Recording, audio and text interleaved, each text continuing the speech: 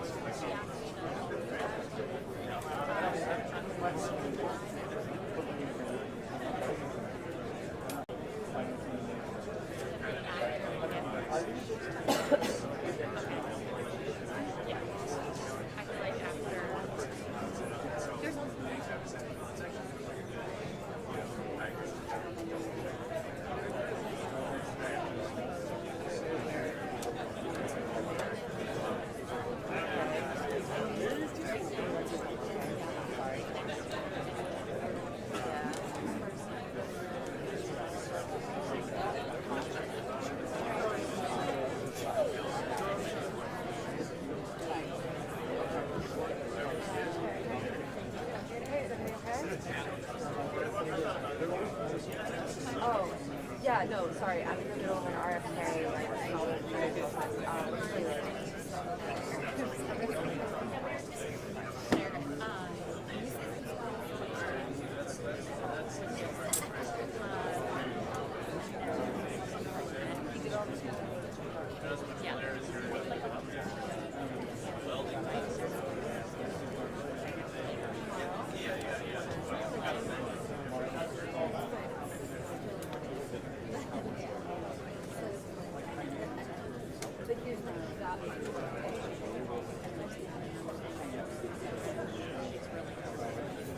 Are they voting for Trump?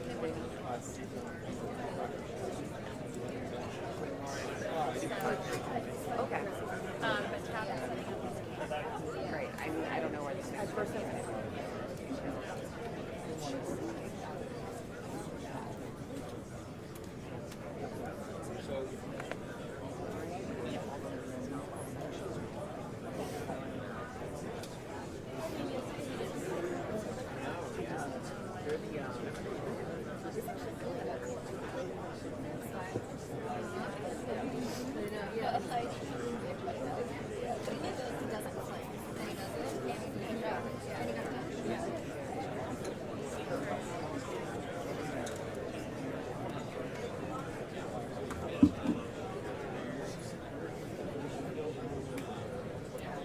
Found them?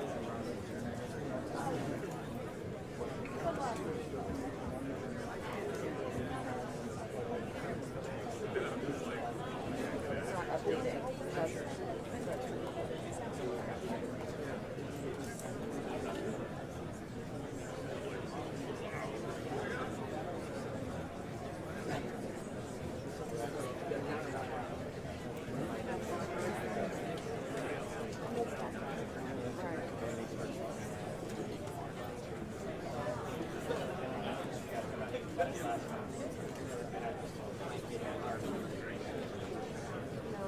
No, it's okay. I was having a fight with my husband yesterday while I was back. You know, shit happens. They're AirPods.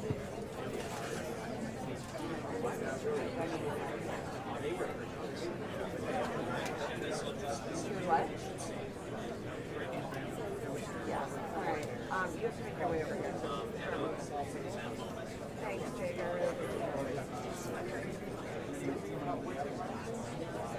The book is actually a monster. I would not have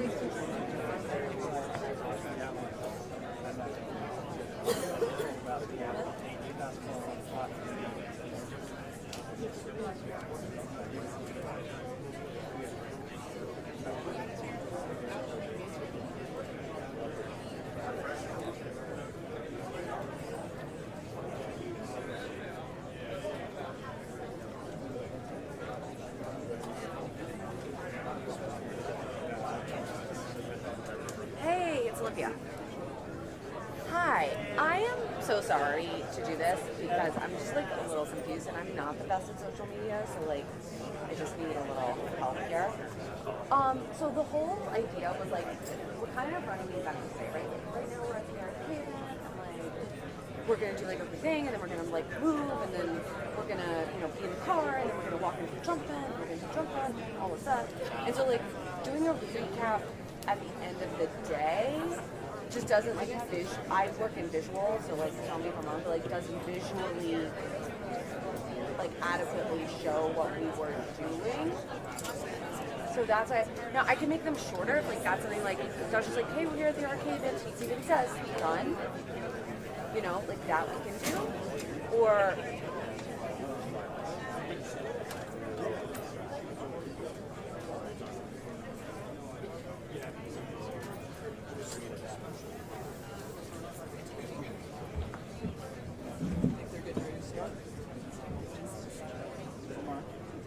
There's some activity over there. I think they're just sorting this out. I don't know if my power supply works. I tried to plug it in. okay, that's fine. That's just not how I had like. So I was gearing up for something else. And we can do that, but that'll also kind of be like it will be less personal for she'll just be having today. Like I can what would be a thought was like you guys would just kind of post it in real time and then like it would be kind of similar to like keep up with us. So we're doing hits throughout the day too, right? She's on MSNBC. I'm going to So like it's a whole like if you yeah. I was thinking it would be like a continuous story. So that's why we were like, we'll be right down there. And then like we were walking and we're like, here we are. Let's see what she's gonna say. And then like on MS, like at the same time that she's on, we'll be like, and he said she was spending so many days. And it's like, you got to coincide with him. He said X, Y, and Z. And then there's a chance to break it on nightly. And then like we're at the truck event, does he show up? Does he not? And just keep doing it. That's how I had kind of like seen it. I didn't plug that. Yes, that's what I was thinking, was it would be a story.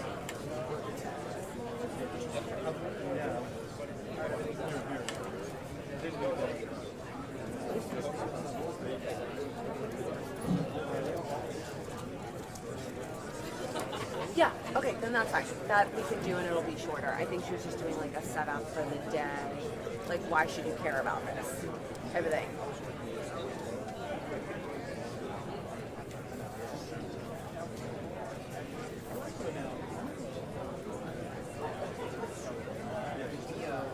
Okay. Okay. Okay, do you want to just cut it short? Like, do you want to edit the one that we sent you, or we can start from scratch? Like, she's about to do a hit at 2:30, and I can, like, okay. Do you want it at Eastern, or because we're obviously on Pacific time right now? It's 11.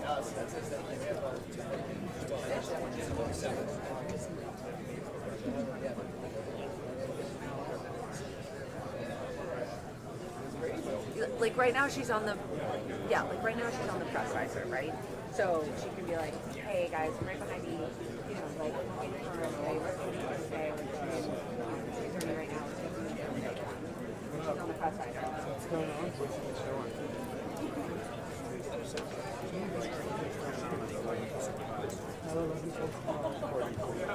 Yeah, because the press riser is cool. It's on and stuff. She can be on the look at the okay.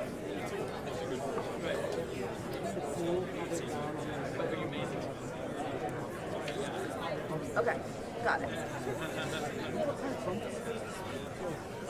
Yeah, and then for the actual post, either if you want to like splice something together, or we can do like a recap of the day. We can also do that from the press.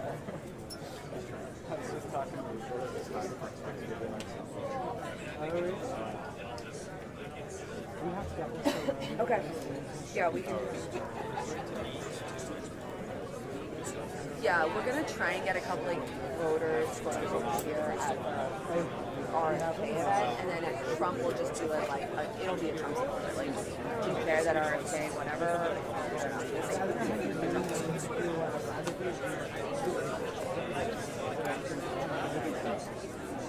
Okay. Great. I'm sorry. I'm really sorry about it. I am socially challenged. Social media challenged.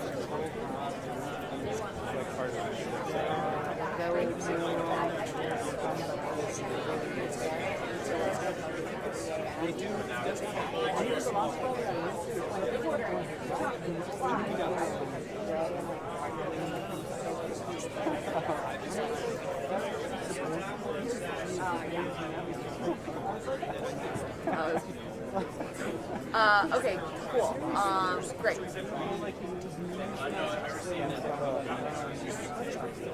Yeah, great. I'll send you one right now from like behind. Wait until 11:45.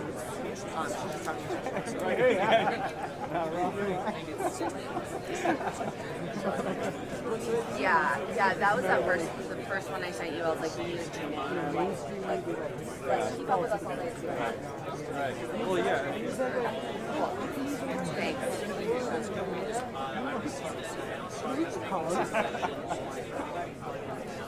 Well, it's like if you're Lady Gaga, she would not. Exactly. That's exactly what I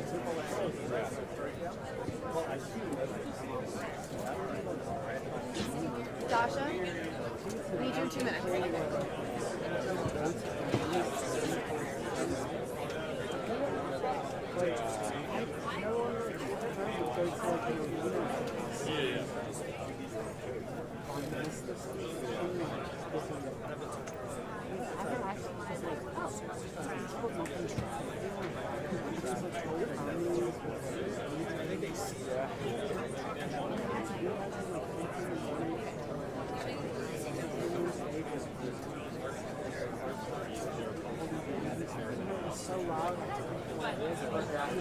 Hey everybody, we're just going to do one more final audio check just to make sure you can still get it because we had some new press people join us. So if we can just do one more thumbs up, everybody's doing good.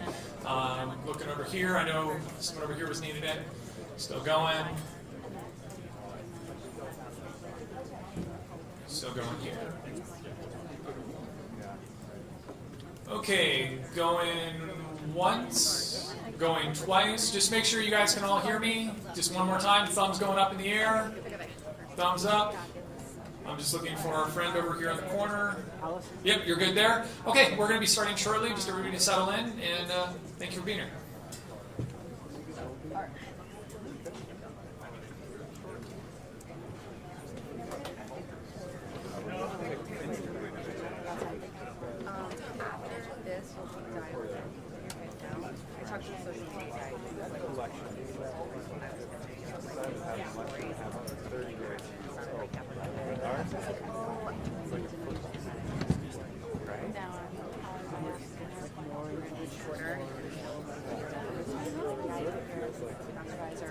Waiting. Let's see what happens. Now, that's it.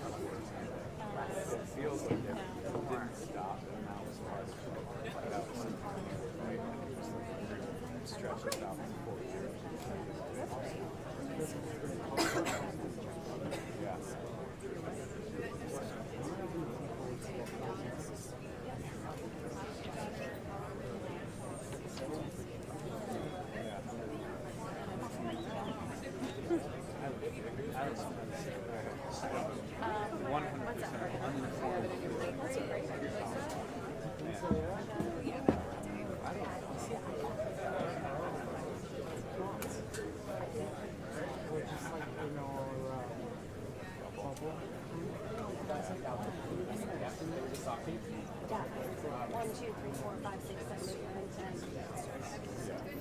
Yeah, I do.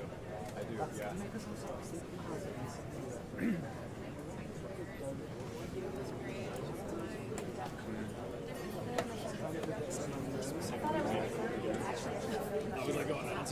I'm hoping it was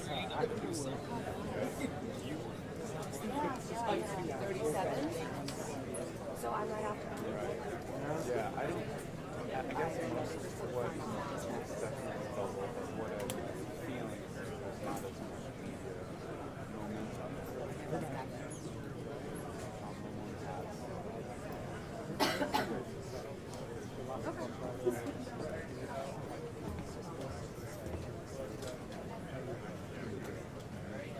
And that's what I think it's like.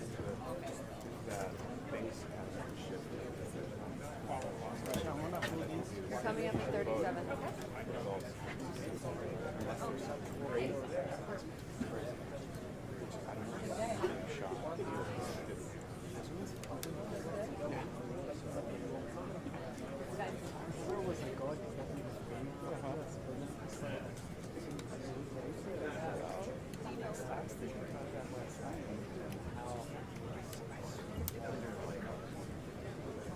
I wasn't around.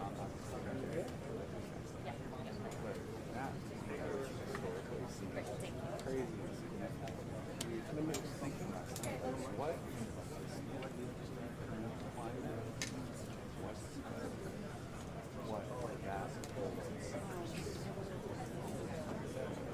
Fallout. We have the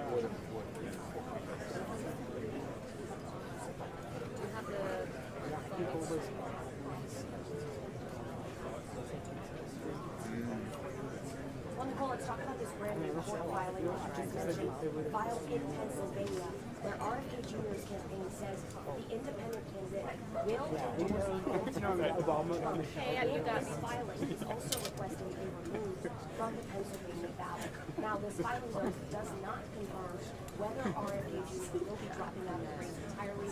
Though, as you mentioned, that is the speculation this afternoon. RFK Jr. expected to speak to the press at any moment now. His event, though, was pushed back about 45 minutes or so. His campaign are only saying that RFK will talk about his plans forward.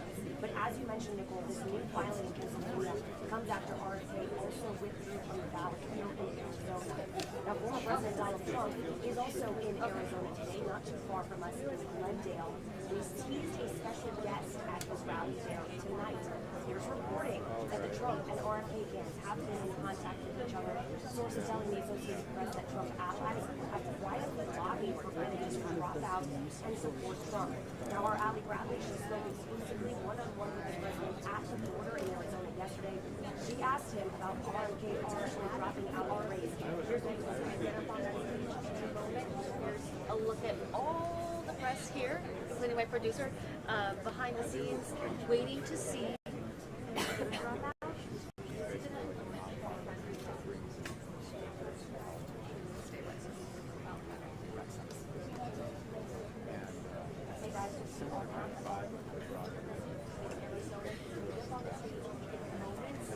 A lot of media presence here, including my producer Olympia, because we are waiting to see. And the speculation on whether Kennedy will drop out of the race comes with difficult numbers for the independent candidate. Right now, sitting around 3% nationally, financially as well. FEC data shows RFK's campaign just over $1 million in campaign money, significantly less than Harris and Trump. So lots of questions about his path forward, lots of questions as well about what RFK potentially dropping out of the race could do to the Trump and Harris campaign. Right now, polls suggest that RFK supporters lean more favorably toward Donald Trump. Nicole? Maybe it's like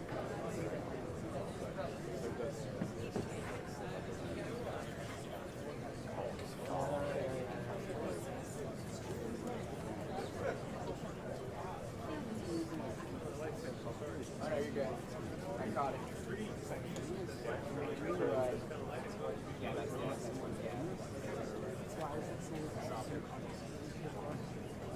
yeah, just pick issues. Say whatever.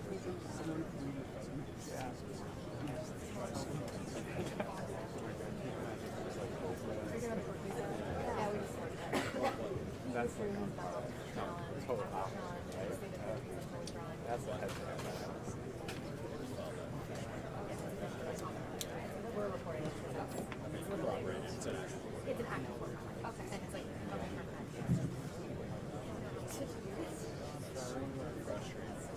yeah. I know. I can imagine. But what was it for me?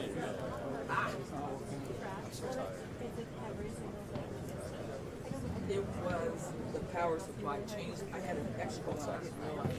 So it changed the rule. I haven't seen it recording it. Yeah. So we don't have to worry about changing battery.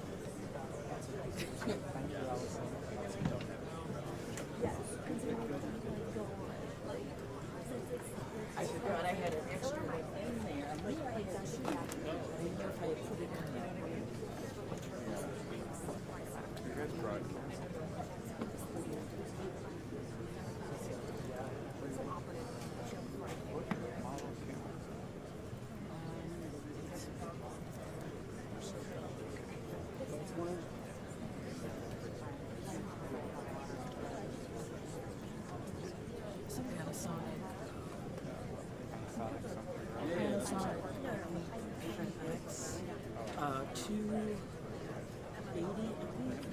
I think that's.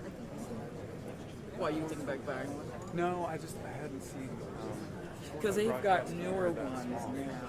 They've got this one's old. I don't know how old this one is. But this one's old. They got newer ones now.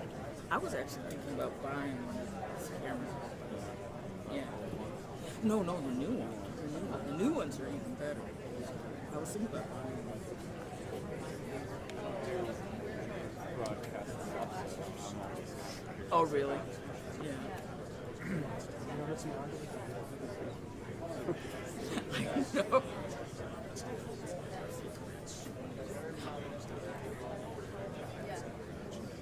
I just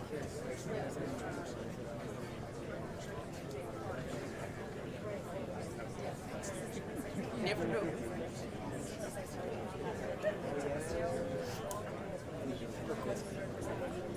They got a lot of lives going on. They got Rihanna. They got Alan. They got us. What are they telling us? They got 3 lives here going up all at once. That's why I got that happen. Yeah. But like, yeah, exactly. I can map this out for you. Okay. Yeah, stick with filing and I send Yeah, I'm sure. Do you guys have it filing?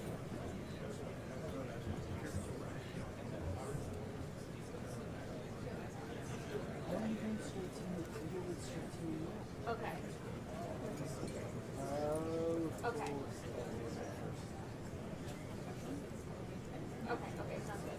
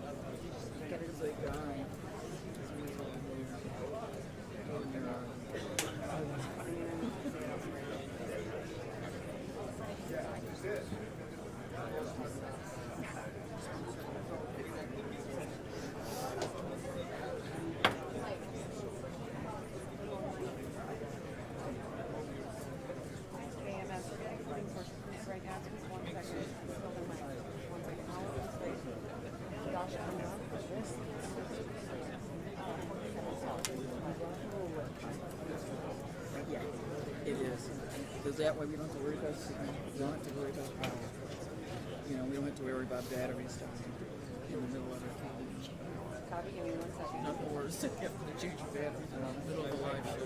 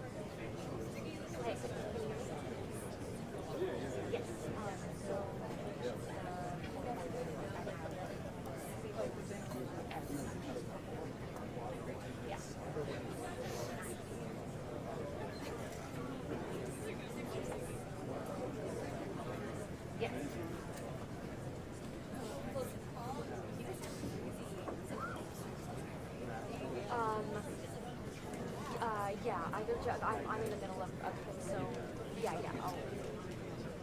I'm having to just with me if you can. Okay. So I'm gonna report this on your.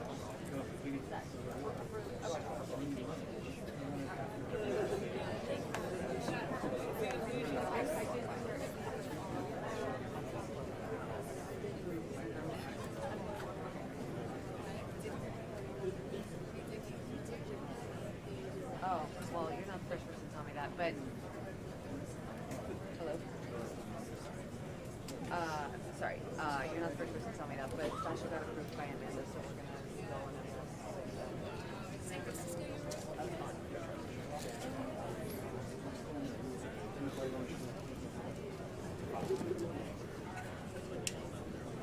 hey, and Sasha is approved, source approved, and we have the CA filing, so we're good to go for audit.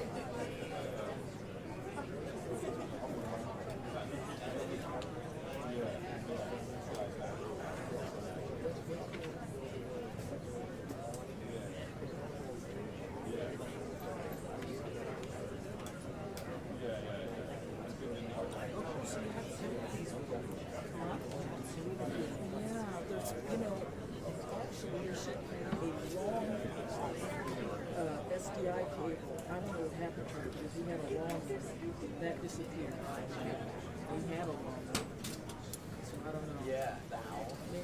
Here we go.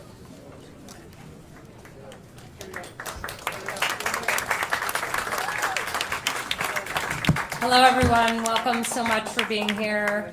I'd like to introduce everyone to Robert, or bring on Robert F. Kennedy Jr.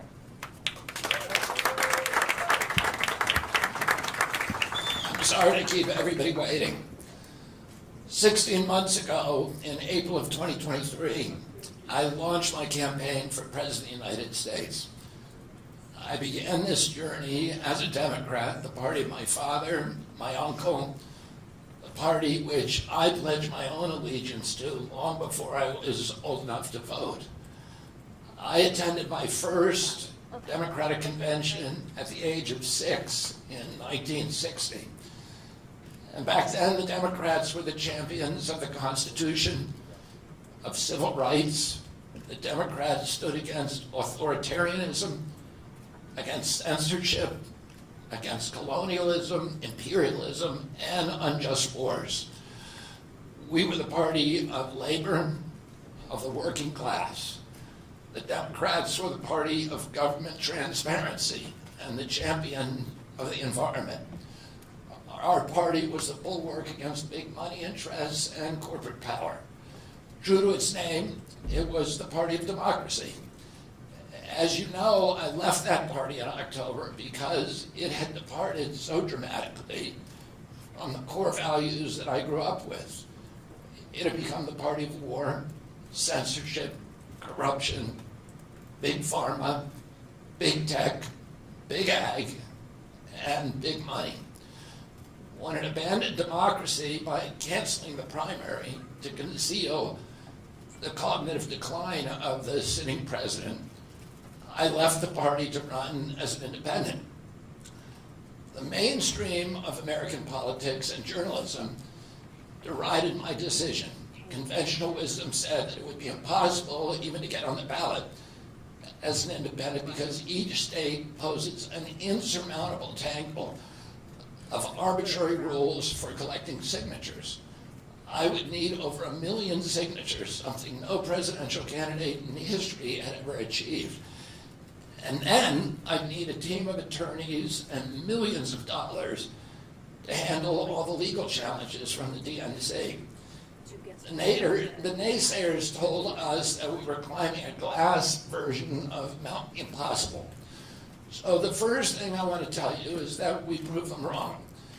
We did it because beneath the radar of mainstream media organs, we inspired a massive independent political movement. More than 100,000 volunteers sprang into action, hopeful that they could reverse our nation's decline. Many worked 10-hour days, sometimes in blizzards and blazing heat. They sacrificed family time, personal commitments, and sleep month after month, energized by a shared vision of a nation healed of its divisions. They set up tables at churches and farmers markets. They canvassed door to door. In Utah and in New Hampshire, volunteers collected signatures in snowstorms, convincing each supporter to stop in the frigid cold, take off their gloves, and to sign legibly. During a heat wave in Nevada, I met a tall, athletic volunteer who cheerfully told me that he had lost 25 pounds collecting signatures in 117-degree heat. To finance this effort, young Americans donated their lunch money, and senior citizens gave up part of their Social Security checks. Our 50-state organization collected those millions of signatures and more. No presidential campaign in American political history has ever done that. And so I want to thank all of those dedicated volunteers and congratulate the campaign staff who coordinated this enormous logistical feat. Your accomplishments were regarded as impossible. You carried me up that glass mountain. You pulled off a miracle. You achieved what all the pundits said could never be done. You have my deepest gratitude, and I'm never going to forget that, not just for what you did for my campaign, but for the sacrifices you made because you love our country. You showed everyone that democracy is still possible here. It continues to survive in the press and in the idealistic human energies that still thrive beneath the canvas of neglect and of official and institutional corruption. Today I'm here to tell you that I will not allow your efforts to go to waste. I'm here to tell you that I will leverage your tremendous accomplishments to serve the ideals that we share, the ideals of peace, of prosperity, of freedom, of health, all the ideals that motivated my campaign. I'm here today to describe the path forward that you have opened with your commitment and with your hard labors. Now, in an honest system, I believe that I would have won the election. In a system that like kind that my father and my uncles thrived in, a system with open debates, with fair primaries, with regularly scheduled debate, with fair primaries, and with a truly independent media untainted by government propaganda and censorship. In a system of nonpartisan courts and election boards, everything would be different. After all, the polls consistently showed me beating each of the other candidates, both in favorability and also in head-to-head matchups. But I'm sorry to say that while democracy may still be alive at the grassroots, it has become little more than a slogan for our political institutions, for our media, and for our government, and most sadly at all for me, the Democratic Party. In the name of saving democracy, the Democratic Party set itself to dismantling it, lacking confidence in its candidate, that its candidate could win in a fair election at the voting booth. The DNC waged continual legal warfare against both President Trump and myself. Each time that our volunteers turned in those towering boxes of signatures needed to get on the ballot, the DNC dragged us into court, state after state, attempting to erase their work and to subvert the will of the voters who had signed those petitions.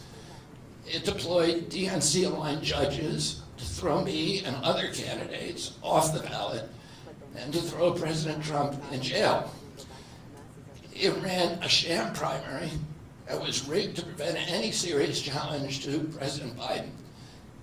Then, when a predictably bungled debate performance precipitated the palace coup against President Biden, the same shadowy DNC operatives appointed his successor, also without an election. They installed a candidate who was so unpopular with voters that she dropped out in 2020 without winning a single delegate. My uncle and my father both relished debate.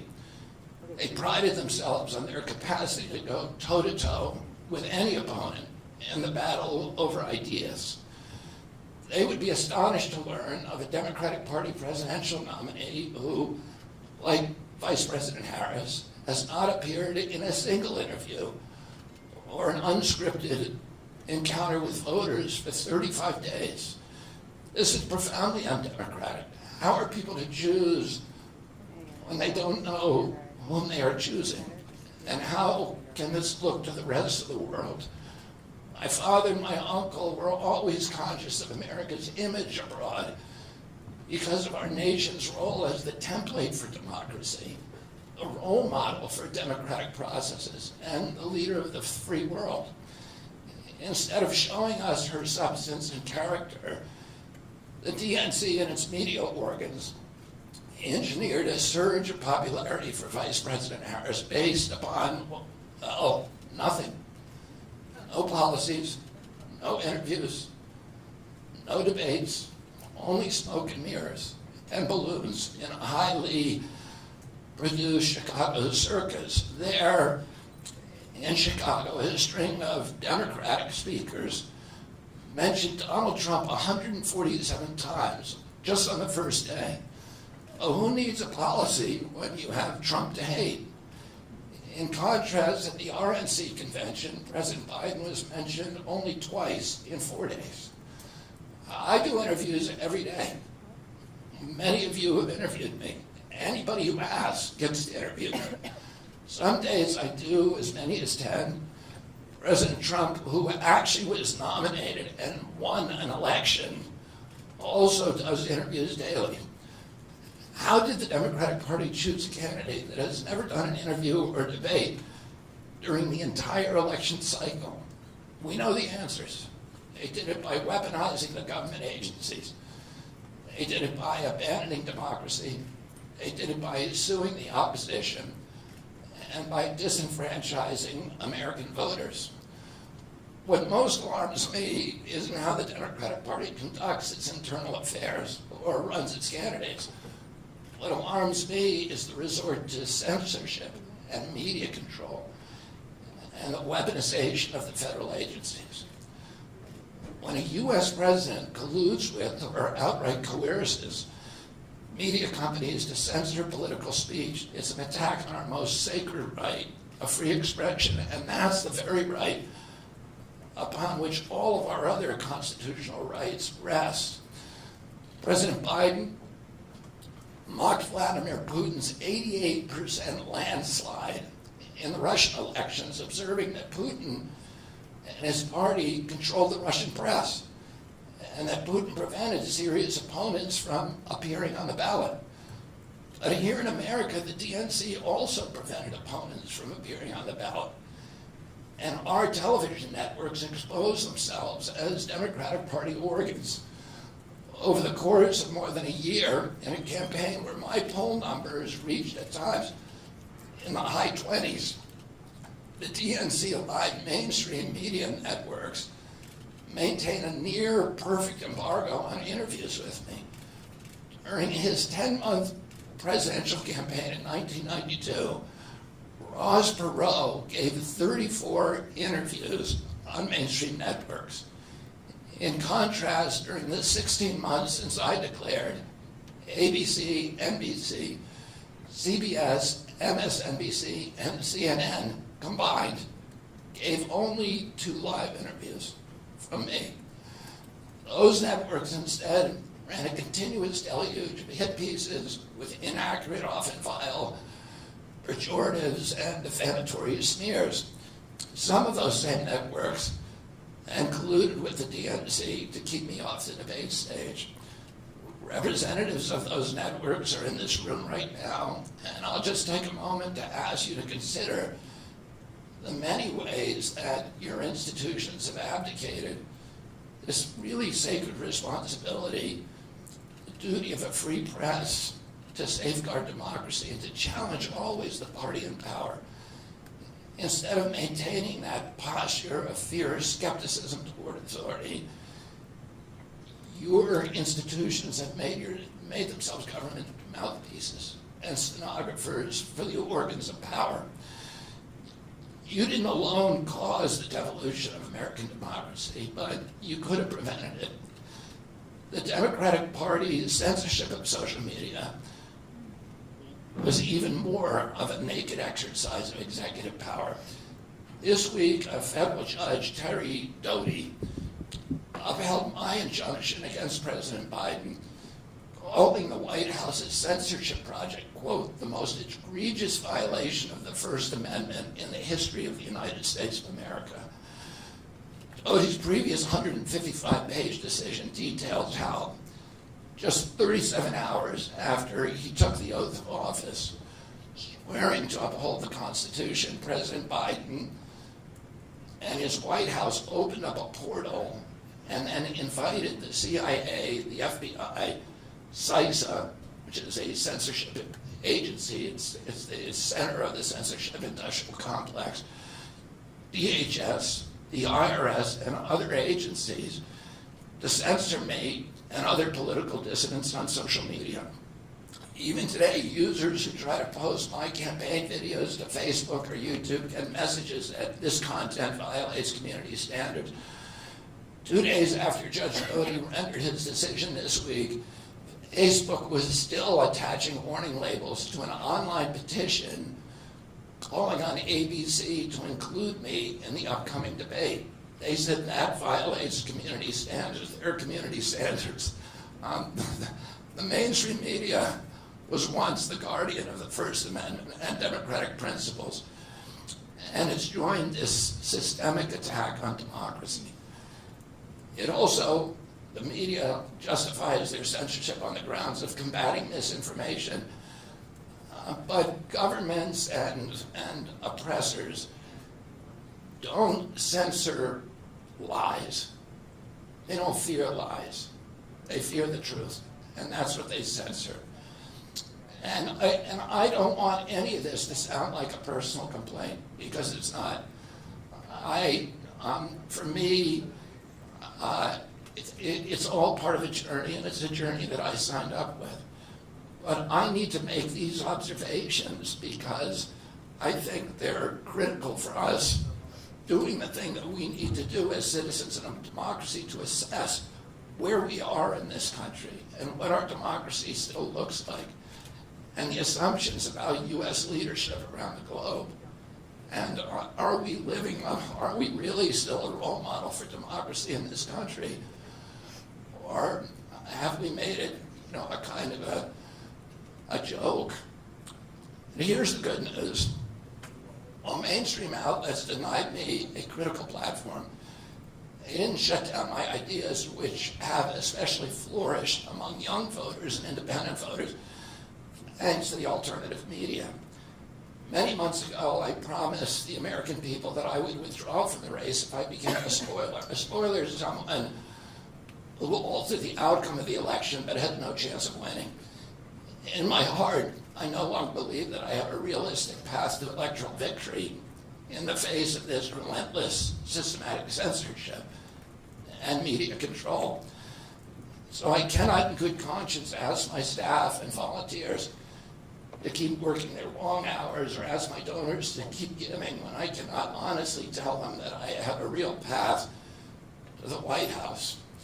Furthermore, our polling consistently showed that by staying on the ballot in the battleground states, I would likely hand the election over to the Democrats, with whom I disagree on the most existential issues: censorship, war, and chronic disease.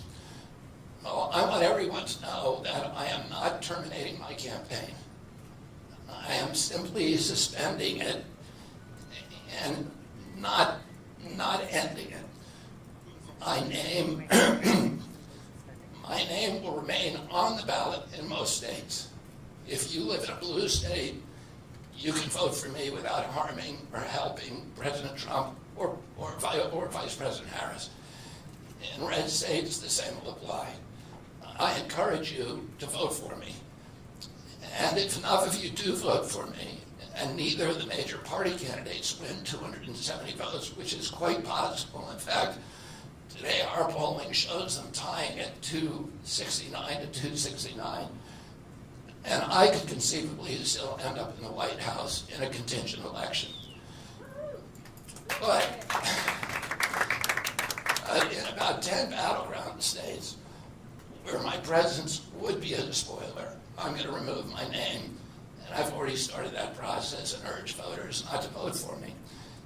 It's with a sense of victory and not defeat that I'm suspending my campaign activities. Not only did we do the impossible by collecting 1 million signatures, we changed the national political conversation forever. Chronic disease, free speech, government corruption, breaking our addiction to war have moved to the center of politics. I can say to all who have worked so hard for the last year and a half, thank you for a job well done.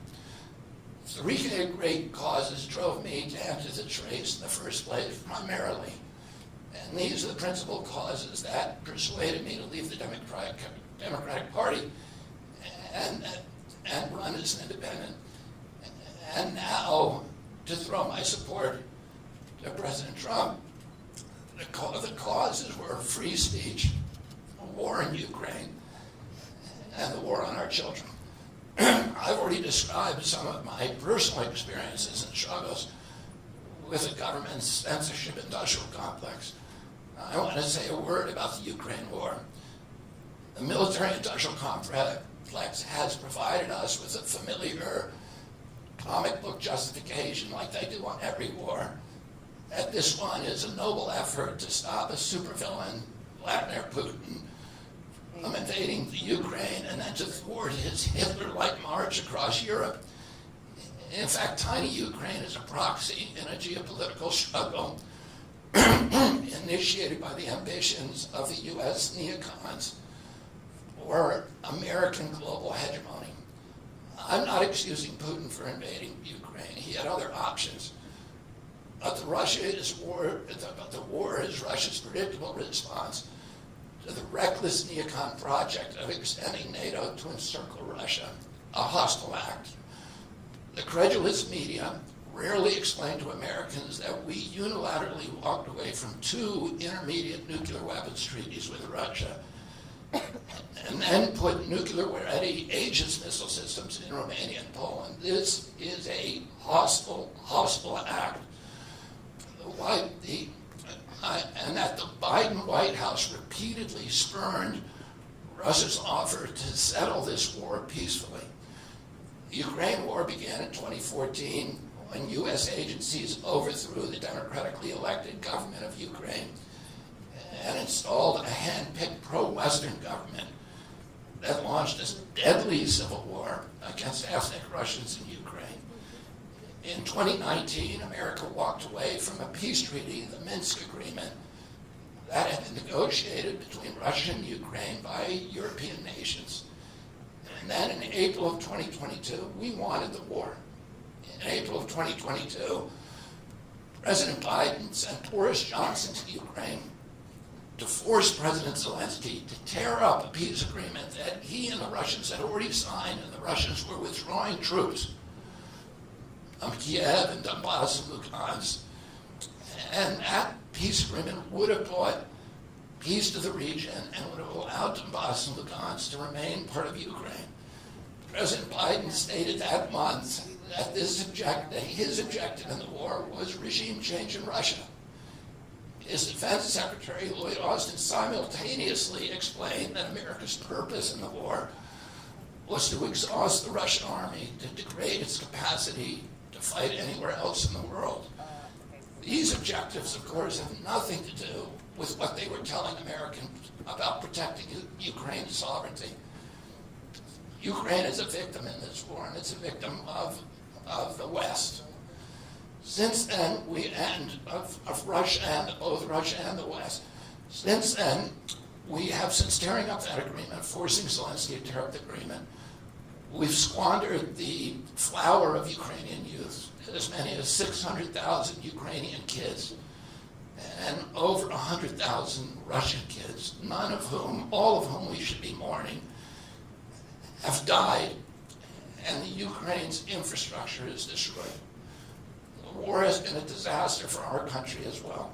We squandered nearly $200 billion already, and these are badly needed dollars in our communities, suffering communities all over our country. The Nord Stream pipeline sabotage and the sanctions have destroyed Europe's industrial base, which formed the bulwark of U.S. national security. A strong Germany with a strong industry is a much, much stronger deterrent to Russia, and a Germany that is deindustrialized and turned into just an extension of U.S. military base.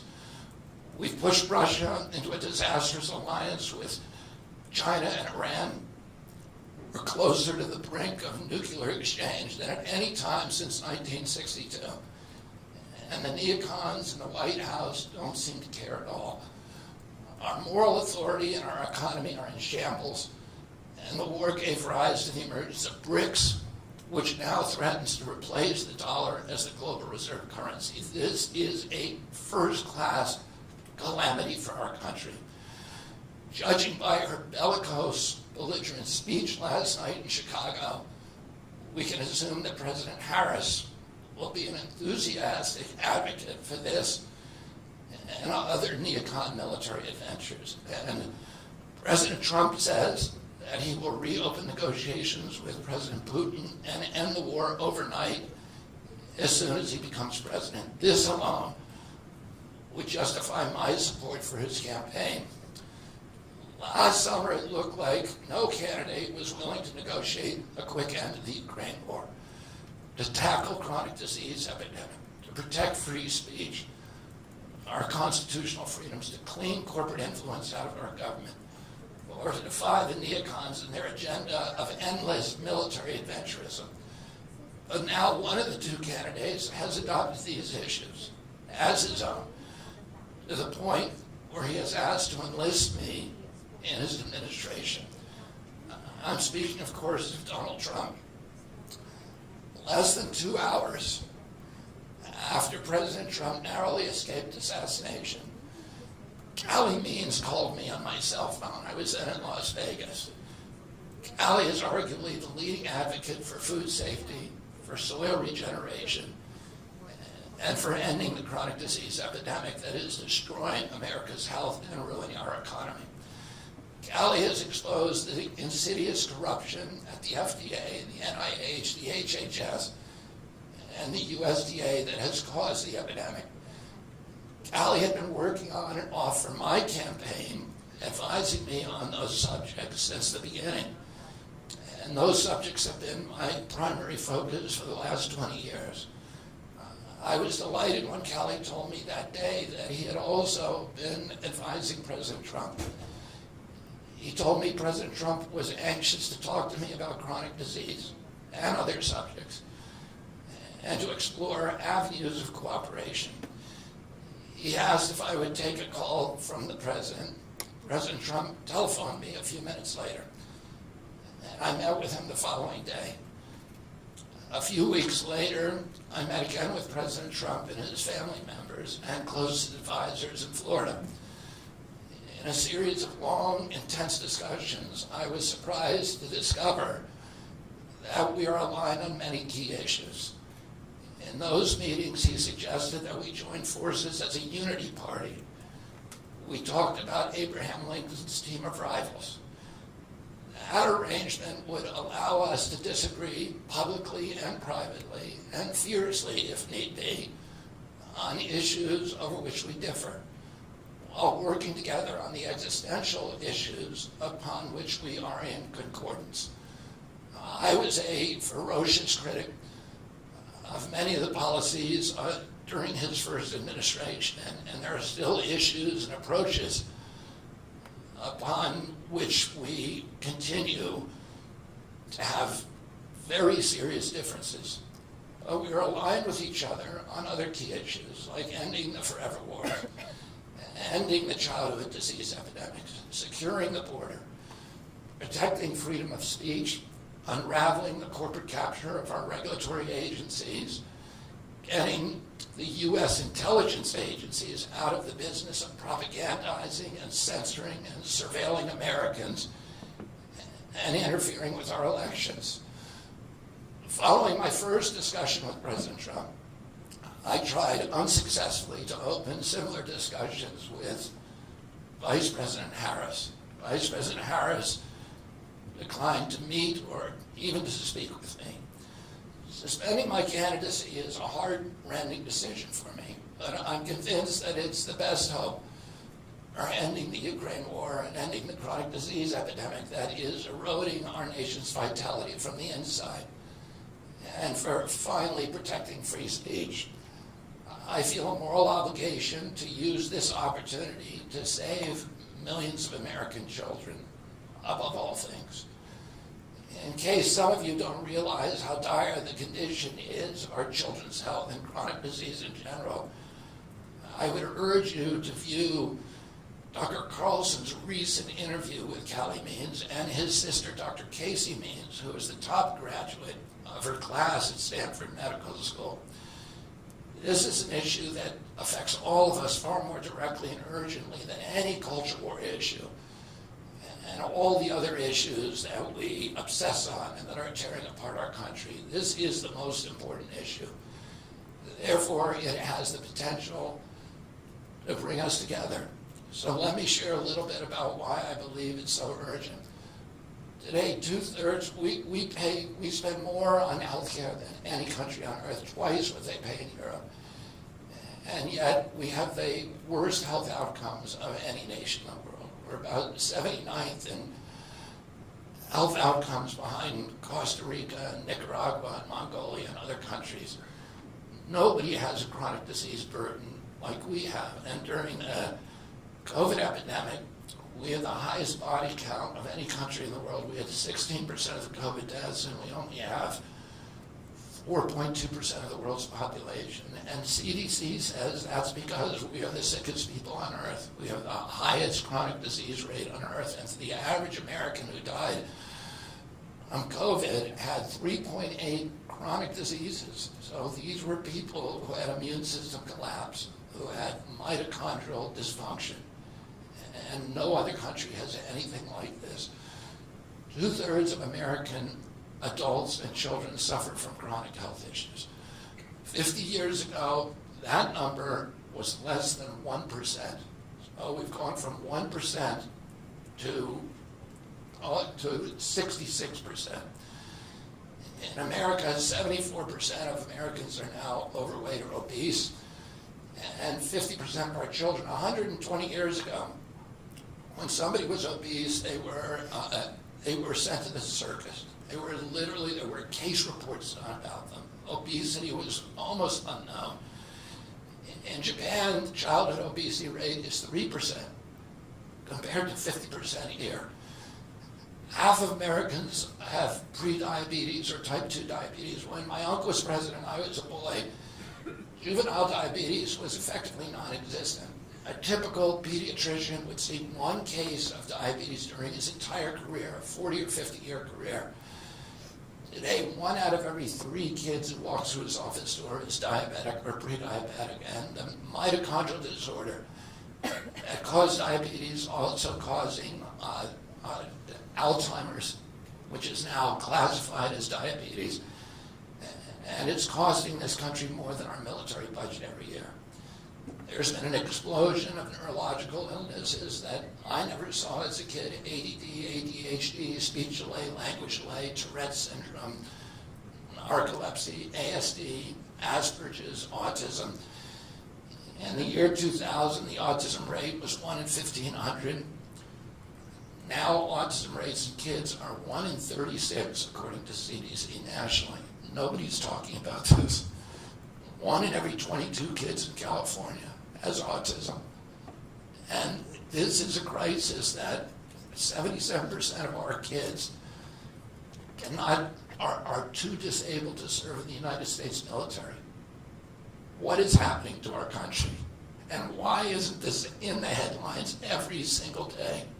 There's nobody else in the world that is experiencing this. This is only happening in America. About 18%, and by the way, there has been no change in diagnosis, which the industry sometimes like to say. There has been no change in screening. This is a change in incidence. In my generation, 70-year-old men, the autism rates are about 1 in 10,000. In my kids' generation, 1 in 34. I'll repeat, in California, 1 in 22. Why are we letting this happen? Why are we allowing this to happen to our children? These are the most precious assets that we have in this country. How can we let this happen to them? About 18% of American teens now have fatty liver disease. That's like 1 out of every 5. That disease, when I was a kid, only affected late-stage alcoholics who were elderly. Cancer rates are skyrocketing in the young and the old. Young adult cancers are up 79%. 1 in 4 American women is on antidepressant medication. 40% of teens have a mental health diagnosis. And 15% of high schoolers are on Adderall, and 500,000 children on SSRIs. So what's causing this suffering?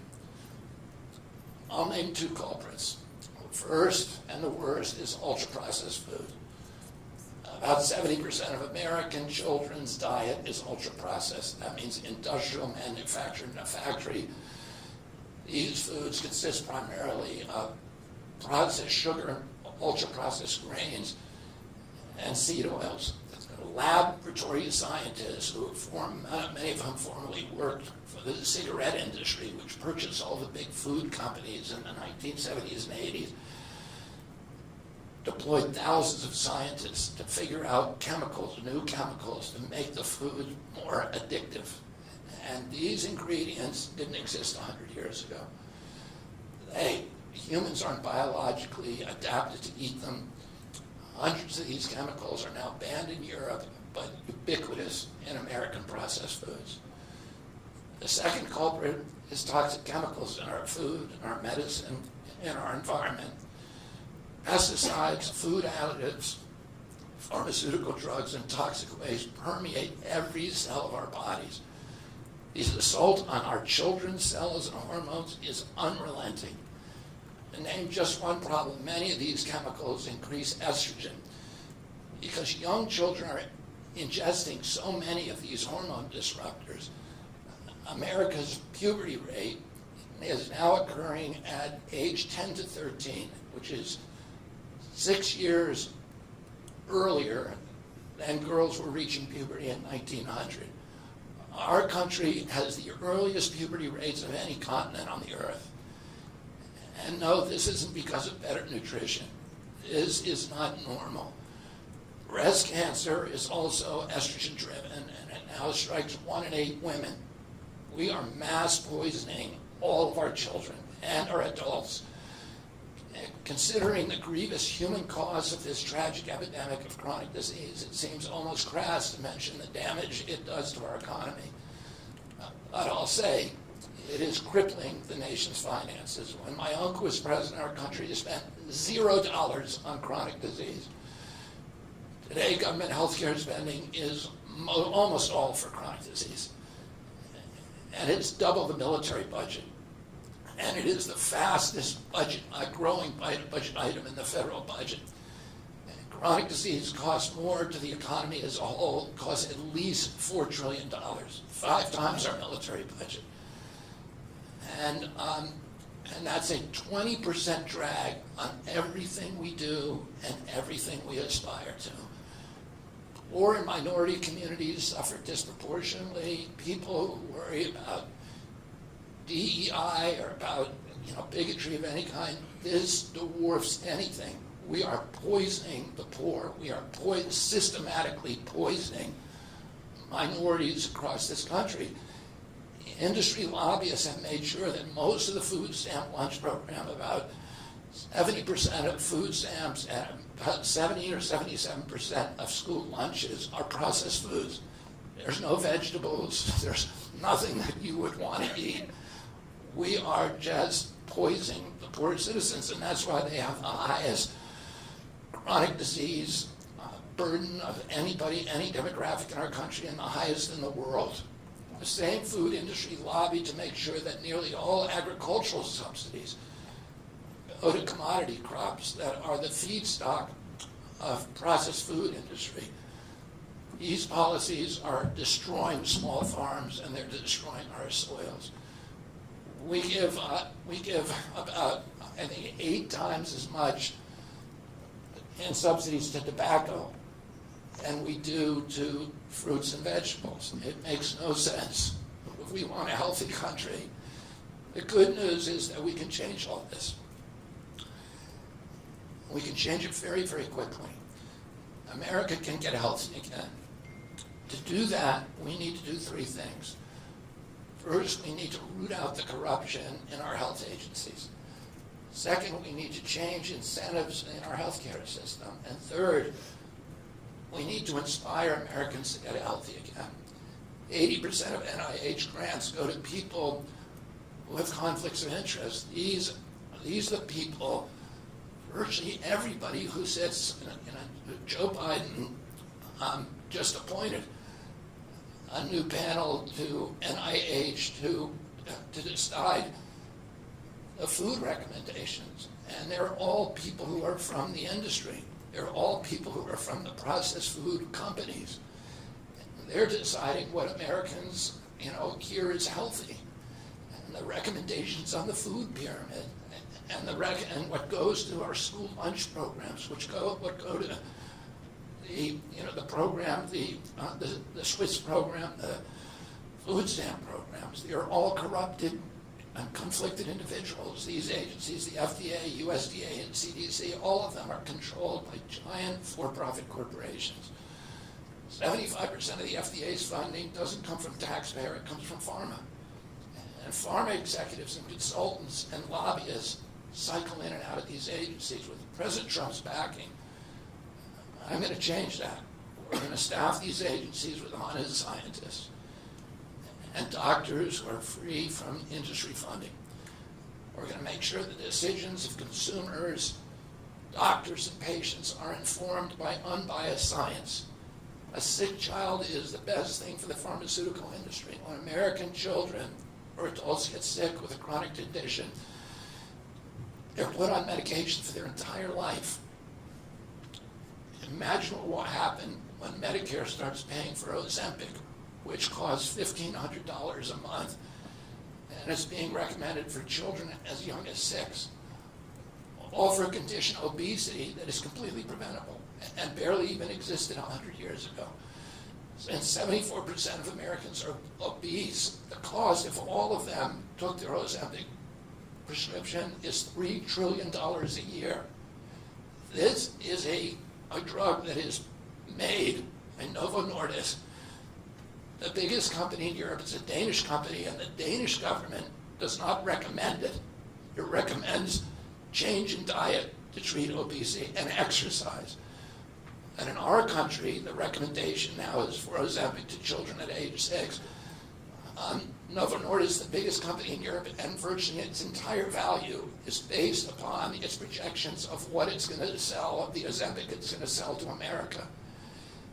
And we have the food lobbyists have a bill in front of Congress today that is backed by the White House, backed by Vice President Harris and President Biden, to allow this to happen. This $3 trillion cost that is going to bankrupt our country. For a fraction of that amount, we could buy organic food for every American family, 3 meals a day, and eliminate diabetes altogether. We're going to bring healthy food back to school lunches. We're going to stop subsidizing the worst foods with our agricultural subsidies. We're going to get toxic chemicals out of our food. We're going to reform the entire food system. And for that, we need new leadership in Washington. Because unfortunately, both the Democrats and the Republican parties are in cahoots with the big food producers, Big Pharma and Big Ag, which are among the DNC's major donors. Vice President Harris has expressed no interest in addressing this issue. 4 more years of Democratic rule will complete the consolidation of corporate and neocon power, and our children will be the ones who suffer most. I got involved with chronic disease 20 years ago, not because I chose to or wanted to. It was essentially thrust upon me. It was an issue that should have been central to the environmental movement. I was a central leader at that time, but it was widely ignored by all the institutions, including the NGOs, who should have been protecting our kids against toxins. It was an orphan issue, and I had a weakness for orphans.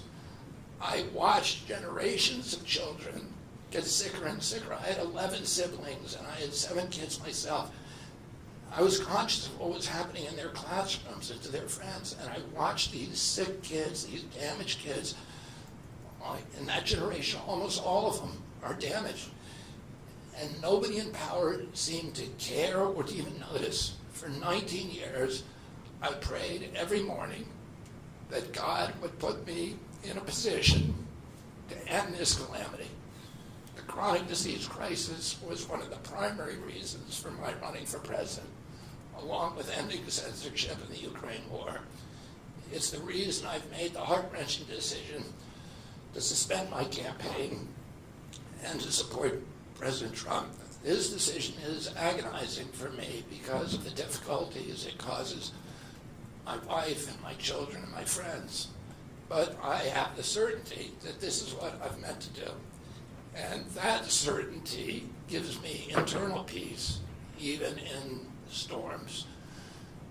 If I'm given the chance to fix the chronic disease crisis and reform our food production, I promise that within 2 years, We will watch chronic disease burden lift dramatically. We will make Americans healthy again. Within 4 years, America will be a healthy country. We will be stronger, more resilient, more optimistic, and happier. I won't fail in doing this. Ultimately, the future, however it happens, is in God's hands and in the hands of the American voters and those of President Trump. If President Trump is elected and honors his word, the vast burden of chronic disease that now demoralizes and bankrupts the country will disappear. This is a spiritual journey for me. I reached my decision through deep prayer, through hard-nosed logic, and I asked myself, what choices must I make to maximize my chances to save America's children and restore national health? I felt that if I refused this opportunity, I would not be able to look myself in the mirror, knowing that I could have saved lives of countless children and reversed this country's chronic disease epidemic. I'm 70 years old. I may have a decade to be effective. I can't imagine that President Harris would allow me or anyone to solve these dire problems. After 8 years of President Harris, any opportunity for me to fix the problem will be out of my reach forever. President Trump has told me that he wants this to be his legacy. I'm choosing to believe that this time he will follow through. His son, his biggest donors, his closest friends, and all support this objective. My joining the Trump campaign will be a difficult sacrifice for my wife and children, but worthwhile if there's even a small chance of saving these kids. Ultimately, the only thing that will save our country and our children is if we choose to love our kids more than we hate each other. That's why I launched my campaign to unify America. My dad and uncle made such an enduring mark on the character of our nation, not so much because of any particular policies that they promoted, but because they were able to inspire profound love for our country and to fortify our sense of ourselves as a national community held together by ideals. They were able to put their love into the intentions and hearts of ordinary Americans and to unify a national populist movement of Americans, blacks and whites, Hispanics, urban and rural Americans. They inspired affection and love and high hopes and a culture of kindness that continue to radiate among Americans from their memory. That's the spirit on which I ran my campaign and that I intend to bring into the campaign of President Trump. Instead of vitriol and polarization, I will appeal to the values that unite us, the goals that we could achieve if only we weren't at each other's throats. The most unifying theme for all Americans is that we all love our children. If we all unite around that issue now, we can finally give them the protection, the health, and the future that they deserve. Thank you all very much.